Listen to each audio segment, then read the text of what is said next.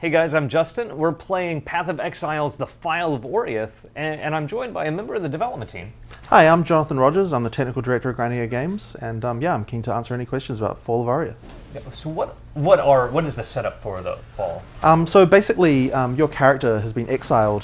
This is at the start of the game, and we're finally getting an opportunity to come back to Oriath and find out what's happened since you've been gone. So your character. When you arrive, they find that there's a middle of a slave uprising. The corrupt leaders of Oriath who exiled you, are finally having to face up to some of the stuff they've been doing. So you're going to take the side of the slaves and fight against a bunch of the guards who are of the Templar order who are around in Oriath. So is this purely a new place to play? Does this introduce any new abilities or? Absolutely. So there's tons of new stuff. I mean, this is a full-size expansion. So we are, there's lots of new items, lots of new areas. The biggest content is Act 5. So we're continuing the storyline where we left off at the end of Act 4, and adding a huge amount of new areas to play, and lots of bosses as well. We're getting very proud of the work we've been doing on bosses recently. So what is this specific area? Okay, so this is the slave pens. It's one of the areas that the slaves are kept, obviously, and there's a lot of stuff going on here. There's slaves to free. There's a lot of guards who are have rushed in here to try and quell the uprising.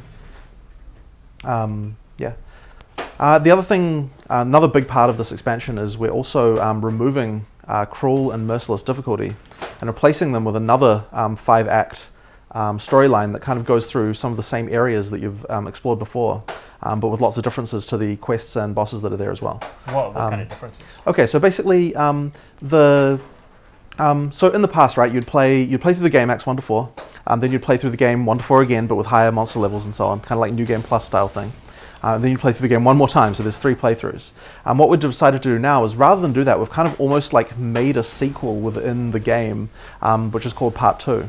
And the way it works is that you get back to the area that you went to before, but when you get there, all of the things that you did in the past have affected what happened afterwards. And so what you'll find is NPCs are gone, and you need to find out what happened to them. There are new bosses to fight against, new quests to do, and a lot of the areas have just completely changed. So, for example, areas that you'd previously cleansed of corruption, you come back and now they're all verdant and green, because you fixed the problem there. But then instead, it's been taken over by some other people. So you might say there's actually 6 new acts in this expansion, where we had 4 before. So we've kind of increased the amount of the game length by 250%, which is kind of crazy. Yeah, so Path of Exile has been around for a long time now. It's not a spring chicken. It isn't. So we released the game in 2013, and since then we've been upgrading it a huge amount. The thing that people maybe don't realize is that the game has actually been growing that entire time. In 2016, we had 44% more player hours than we had in 2015.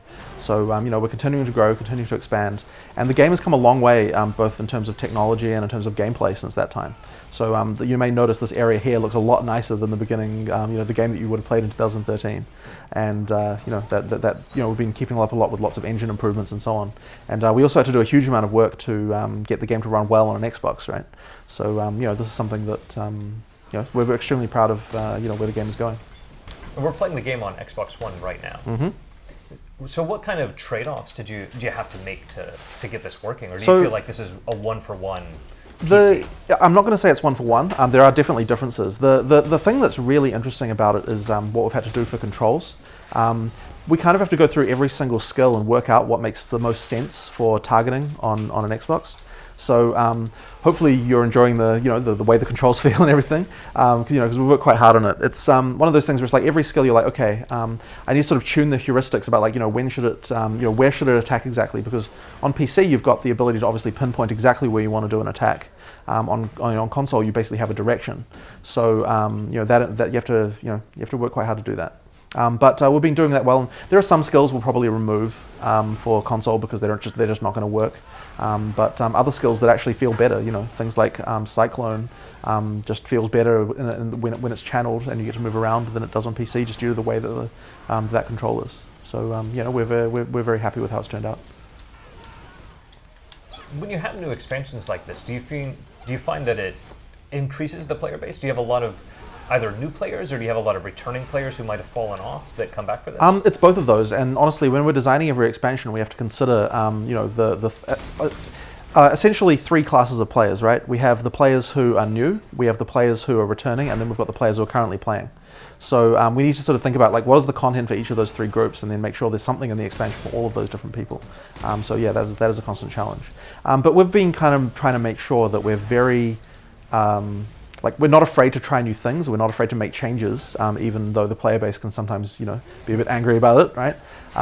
But the best time to nerf something is when you've got a whole bunch of new content coming as well to sort of they can still try it out. So we try to do the best way we can with that stuff.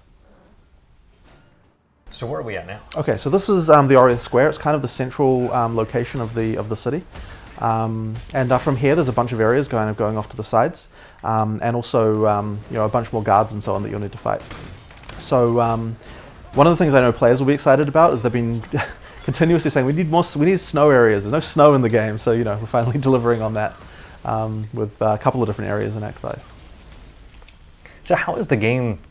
How do you feel the game has changed over the years in response to what fans want and how fans have kind of helped let you know what they want? I would just say that in terms of like player customization, we've increased.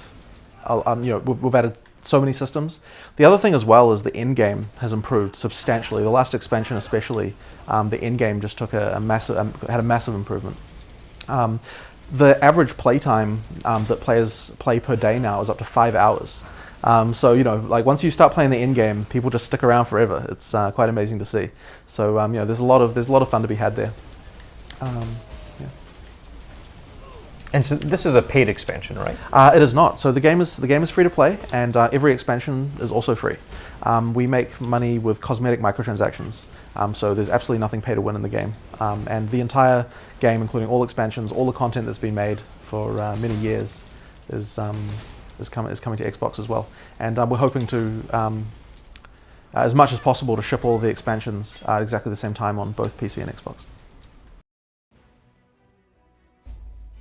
So this is High Templar of Varius. He's the one who's taken over the Templar Order in Oriath. He has a lot of very telegraphed attacks, and the other thing about him is that the fight evolves quite a lot as you continue. So at the beginning, it is quite the fight is quite simple, but as you deal damage, it's going to get more and more complicated. Oh, you need some mana, so RB. Yeah, there you go. Yeah, so he can raise these statues. They're completely invulnerable, so it's a good idea to stay away from them. But after they turn back into statues again, they form cover, which you can use later in the fight to block projectiles, so they can become quite useful. Yeah, definitely useful. Okay, so you're going to have to, yeah. Now, you've actually run out of health flasks now, so you've got to be very careful. At some point in the fight, there's going to be a minion phase, and as you kill the minions, you're going to refill your flasks, so that's going to let you regenerate. So try and get it down to 50% health as fast as you can, and then there's going to be a minion phase.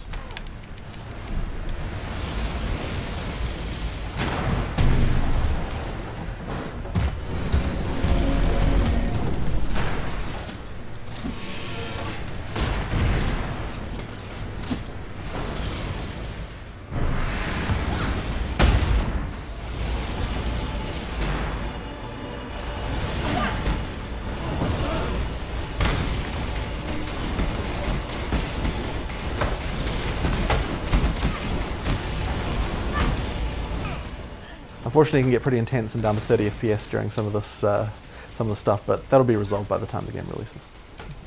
So the target is to try to get the game running at 60 FPS. Oh yeah, 60 FPS, 1080.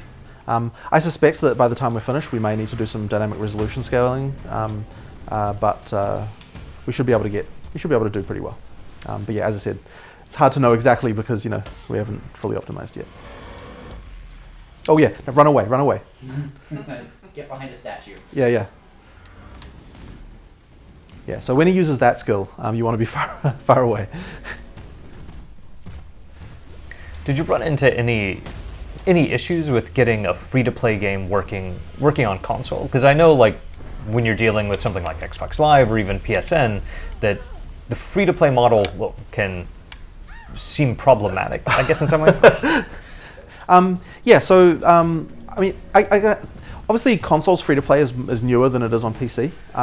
It's something that we have a lot of talks about with Microsoft and so on about like what can we sell, what can we not sell. Some of the things we do in our business model on PC, they're not necessarily willing for us to do. That's something we have to work with them on. But overall, they're receptive. Like they want to see, they want to make free to play work as well as it does on PC as it does on console.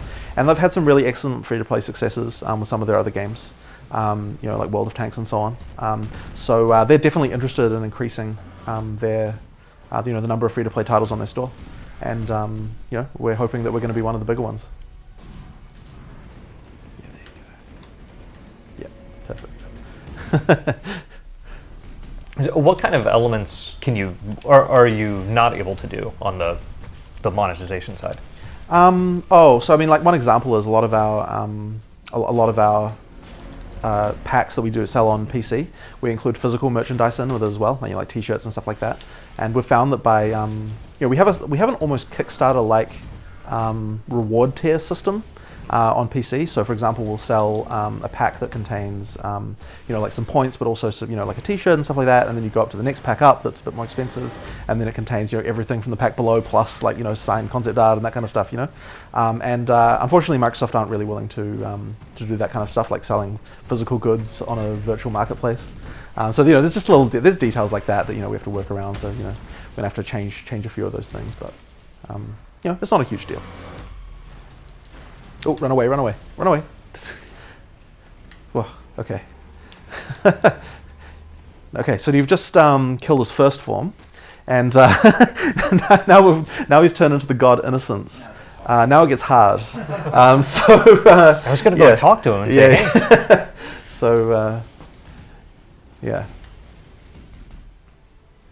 So one of the things that's particularly nasty about this form is that as he charges around, he's going to unleash a bunch more of that sort of bullet hell style spam. But I think you have to get him down a little bit first before he starts really amping it up.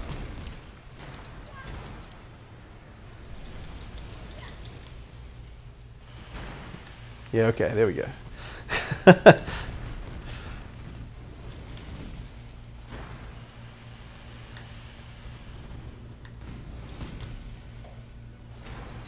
So in this expansion, there are 24 major bosses, like this one. This is a particularly important one, as it's the mid-act boss fight of Act 5. As I talked about before, there's the whole Part 2 of this expansion, which I can also show you. And there's a lot of boss fights to be had in there as well. So let's talk about Part 2. But just to sort of make you understand what Part 2 is like, I'm going to show you a few areas in Part 1, and then show you how they've changed in Part 2. And that will mean that we can sort of compare. So an example of that, and this is something just, like this is like a sort of as simple as the changes are, but just to give you a basic idea, we're going to go to the very first area of Path of Exile, which is the Twilight Strand. This is where you wake up on the beach after you've been, at the very beginning of the game. Tossed off the ship. So this is the first area of the game normally. Don't worry about talking to NPCs or anything. I'm just sort of showing it to you. This is what it looks like. There's some monsters which apparently aren't wanting to actually show up. Yeah, there you go. So there's monsters and so on. You're way over leveled because this is the first area. Whereas in the Part 2 version of this area, things have changed somewhat. So basically, all of the noble people from... go down, yeah. You spawned in a different place. All the noble people from Oriath have fled the city. They've washed up on on the beach, and so now the zombies here are all basically the corpses of the noblemen who fled from Oriath. Sort of homage to the start of the game. With the Right. twist. And then the boss is different at the end of the area and that kind of stuff. To show you another example, this is an area that has a monster called Cadaverous who's kind of corrupting the area, and so it's all kind of like smoky and corrupted. Putrid, everything's Yeah. dead and decaying. So in Part 1, you kill that guy. So then when you come back in Part 2, now it looks like... There we go. Now it looks like this. So obviously it's all verdant and green, everything's returned. And what you'll find is, like, if you go to town, a lot of the NPCs have either moved on or gone. There are new NPCs there who've got new quests and so on. Well, they remember your actions. That's the Yes, they remember your actions from the past, and then you're a bit leveled for this. So yeah. Oh, sorry. When you even further ahead. yeah, and you went to Whatever. and you went to town accidentally when you and the town on this character is unfortunately the first area that you went to. So yeah, we'll deal with this. So basically, there's a lot of differences, and what we kind of wanted was like, okay, like in the past you just play through exactly the same game. Now what you're playing through is like something that's like feels fresh and new. So it is like recycling, it's probably about 50% recycled stuff from the past and 50% sort of new things. And there's lots of new monsters and new bosses especially. Even in the areas. Here's an example. Here's an example of another boss fight of the expansion. Once again, you're underleveled, so you're going to get owned. But this is a totem boss. He's the god Tukuhama. All his skills are related to totems, and basically they can attack you independently of him.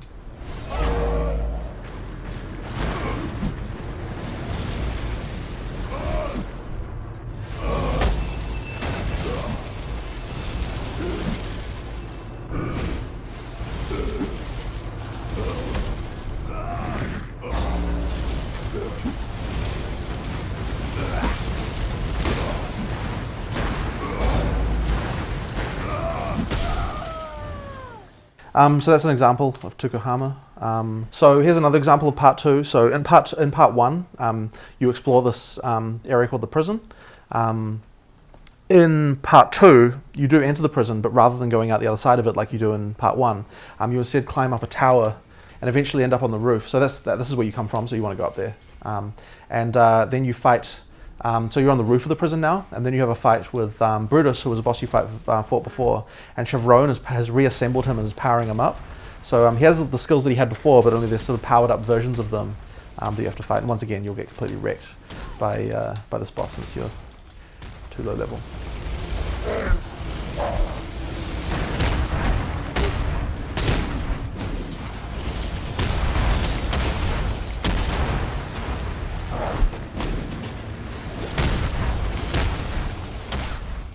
But just to move the fight forward, so then they swap places, and then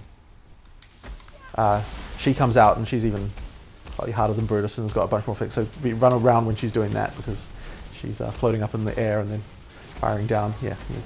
So anyway, those are the sort of examples of sort of the stuff you find in part 2. So basically, it's like it is similar to what was before, but it's also new as well. So that's an overview of this upcoming expansion for Path of Exile. When is this due out? So we're looking at sometime in the middle of the year. We're sort of thinking June. We don't have an exact date yet, but there will be a beta, and that'll be earlier. That should be either late April, early May. And if you want to get into that, then sign up on pathofexile.com. And Path of Exile is free, and this expansion is, of course, going to be free as well. Yeah.